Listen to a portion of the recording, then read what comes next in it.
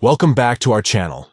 In today's video, we'll show you how to allow everybody to see your phone number in Telegram on your PC. So, let's get started. First, open the Telegram app on your PC. Make sure you have it installed and logged in. Next, click on the three lines icon at the top left corner of your screen.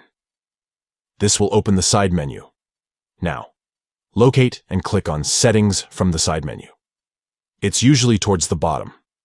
Within the Settings menu, find and select Privacy and Security. This is where you can manage your privacy settings. Scroll down and click on Phone Number. This is where you can control who can see your phone number. To allow everybody to see your phone number, simply tap on the circle next to everybody. This will turn it blue. Finally, click on Save to apply the changes and update your privacy settings, and there you have it. Now, everybody can see your phone number in Telegram on your PC. That's all for today's tutorial on how to allow everybody to see your phone number in Telegram on your PC.